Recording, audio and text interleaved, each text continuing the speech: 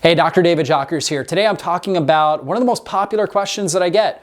What can I actually eat or drink while I'm fasting? And so I get this question all the time.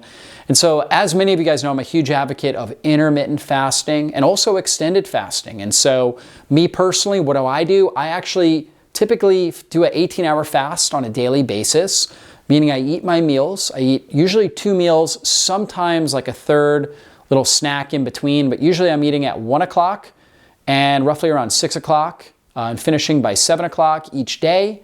So an 18-hour fast, I'm typically fasting from 7 p.m. until 1 p.m. the following day. And then 1 day a week, I usually do somewhere around a 20 to 24-hour fast, just a deeper level of fasting that triggers more autophagy and cellular healing.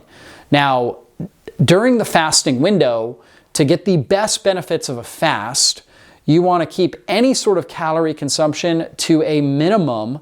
Certainly nothing, if you consume more than about 20 calories, that will, it will slow down autophagy, right? Meaning your body's ability to break down and scavenge old damaged cells and old damaged cellular organelles and take the raw materials and turn them into new healthy cellular organelles. So you really want to avoid calories, as much as possible. However, for some people, consuming some of the right types of calories helps them feel better during the fast and helps them be able to fast longer. And that may be more benefit than if they were to try to kind of strictly do no calories while they fast.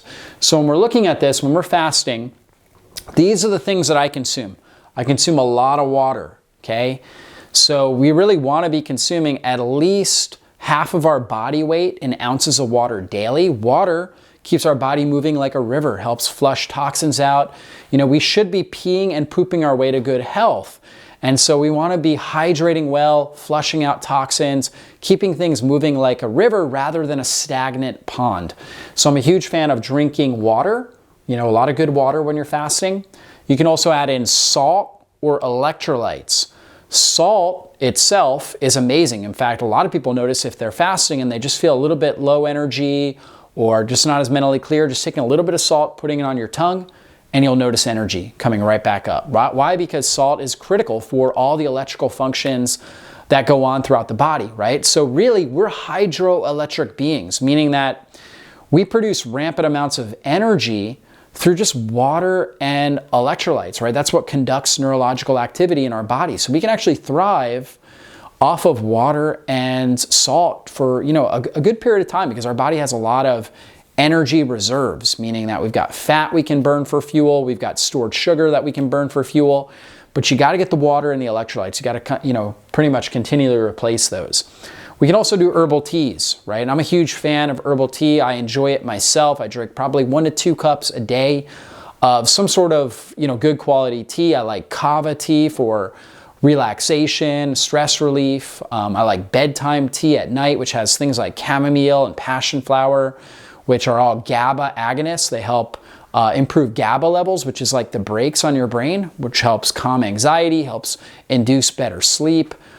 So herbal teas are fantastic. You can do green tea, throughout the day. That's obviously got some caffeine in it, so you wouldn't want to do it at night, but doing a little bit of that during the day can be fine. Ginger tea, which is great for digestive health. So a lot of different teas. Teas are great, no calories there.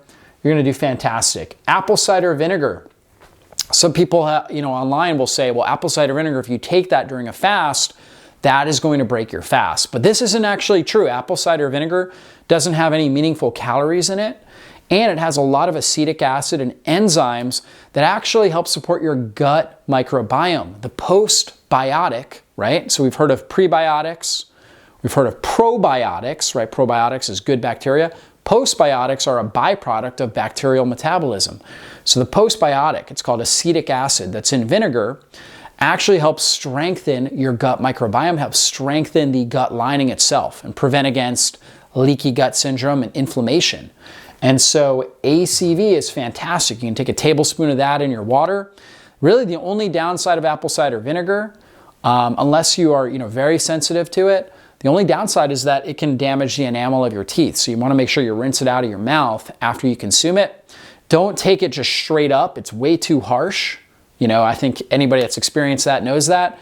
Don't drink vinegar straight up. Dilute it in water, right? Take 1 tablespoon, for example, put it in 4, 6 to 8 ounces of water and drink it like that. And it can have a lot of great benefits. For a lot of people that are having cravings when they're fasting, they know if they take the apple cider vinegar and water, it reduces the cravings. Why is that?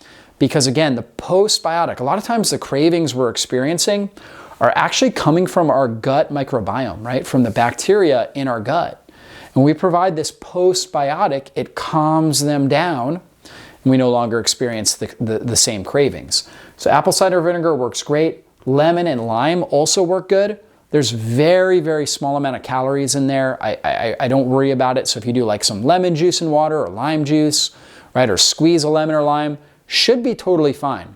The citric acid that's in there, the vitamin C, the bioflavonoids that are in there are amazing for your body. Again, postbiotics. They help calm down the gut microbiome. They're great for the skin, great for cleansing your body, great for your liver. So a lot of really good benefits there of doing lemon and lime in water. And again, you shouldn't notice, an increase in cravings or anything like that. And that's really one of the telltale signs that you're looking for. If you consume something during a fast, like for example, some of the things out of this maybe list that we're going to get to next, like stevia or a sweetener, and you notice you have more cravings, let's say, a few hours afterwards, that's a sign that you had a blood sugar and an insulin response, and now your body's responding to that. It's saying, okay, give me more, I want more sweetener. Okay, so we want to avoid that. We don't want to get to that place. Fasting can be very, very comfortable if we're not stimulating blood sugar and insulin and stimulating this sort of craving response. So that goes hand in hand with black coffee, right? Most people do great with coffee, right? When they take a little bit, and some people are faster caffeine metabolizers than others. I'm a slower caffeine metabolizer, meaning I can't handle as much caffeine. So I will take maybe like a half a cup of coffee and make it last for, all through the morning, for example. Kind of slowly sip on it as opposed to chug it, right? Whereas other people, they can just drink caffeine and their liver metabolizes it really, really quickly. So after a few hours, they need more, right? Or they feel like they go down, their energy goes down, they have brain fog, and then they need more caffeine to pick them up. So it just depends on the individual. Metabolism can be different. But in general, if you're drinking the right amount of caffeine in coffee for you, okay, and coffee is actually a very rich source of polyphenols, chlorogenic acid and caffeic acid that are great for blood sugar stability, great for stimulating autophagy, which is one of the great benefits we get from fasting. So coffee, believe it or not, can actually enhance the benefits of fasting as long as you tolerate it well. So drinking coffee is fine, but again, you shouldn't notice any cravings. For some people, drinking coffee, even black coffee, will trigger more cravings. They'll notice that their energy goes down. They'll notice that they feel more fatigued, or maybe they have more joint pain, or whatever it is. If you're noticing unwanted symptoms, you want to avoid that. Coffee in general should be a performance enhancement tool. It should help you focus, concentrate, have more energy, more mental clarity. If you're not noticing those benefits, then coffee is not doing what it should be doing for you, and you should avoid it. So that's the black coffee, okay? So it is okay as long as you're doing okay with it. Now, the maybe list, MCT oil, stevia or any sort of sweetener, butter and cream and collagen. These are all on the maybe list. And the reason why they're on the maybe list is if doing a fast, like just a water fast or just doing these things, only allows you to fast, let's say 14 hours, and then you just hit the wall, okay? Like you end dinner at 7 p.m., and then at 9 a.m., you're just like, oh my gosh, I have to eat something, even though you're hydrating, even though you're following the principles I already talked about. If taking a little bit of MCT oil, which turns right into ketones, which gets across the blood-brain barrier and provides a fuel source for your brain and triggers satiety, if that can help you actually have more energy, better mental clarity, and be able to fast longer without noticing hunger, then it could be beneficial for you, right? There's a benefit to that, right? It allows you to go a little bit longer. It's going to blunt some of the autophagy, but because it's not a protein or a carbohydrate, you'll still get a lot of great fat burning, a lot of great autophagy, growth hormone signaling, stem cell production that you wouldn't normally get, if you ate, a standard breakfast. So adding in a little bit of MCT oil, and for some people, some butter and cream, Now, butter and cream will have a little bit more of an insulin response, so longer chain fat. So you get a little bit more of an insulin response, so it'll blunt a little bit more of the autophagy than if you just did like a straight MCT oil.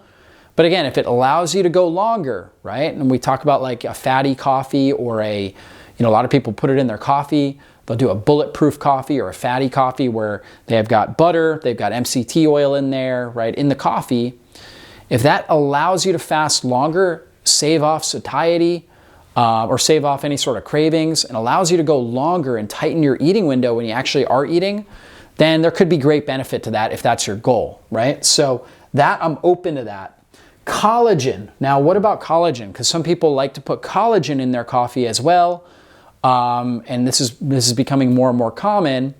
Collagen is not going to break autophagy as much as if we ate like a lot of sugar or if we ate like a big piece of protein, right? If we ate a protein source other than collagen, we would break autophagy, right? Meaning that our body wouldn't be able to undergo autophagy because we would have too much leucine in our blood, and leucine is what stimulates muscle protein synthesis. Collagen is low in leucine, so it's possible we could do a little bit of collagen, but you aren't gonna get the 100% of the effects of what you're trying to accomplish in the fast.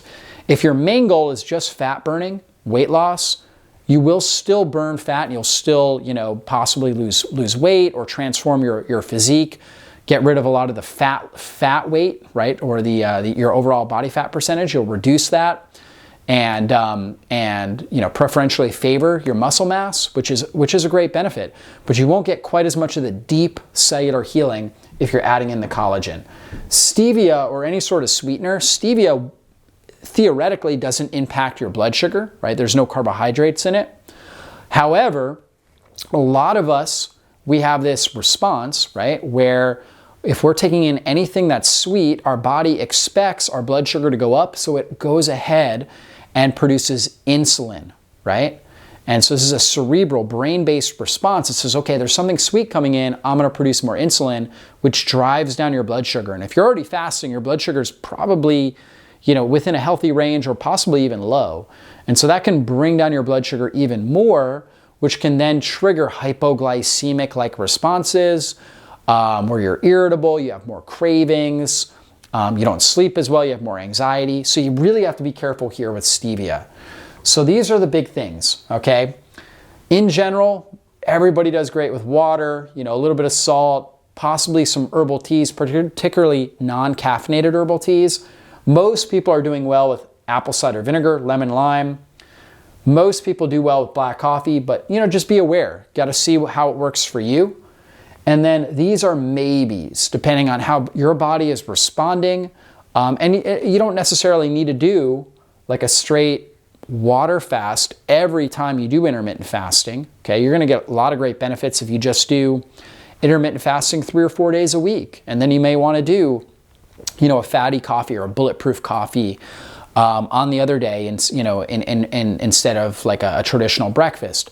And so you may want to vary it up, just depending on you and how you feel and what's going to work best for your schedule during the day. But this is where you're going to get the best benefits of fasting, staying with these things. This is going to take away from some of those benefits, but could be used, like I've talked about, strategically to help you have a longer, better, just a more comfortable fast, more comfortable period of time-restricted feeding throughout the day. So hopefully this is beneficial and you guys got a lot out of this. If you haven't subscribed to our channel, now is the time to do it. Thanks so much. We'll see you guys in a future video. Be blessed, everybody.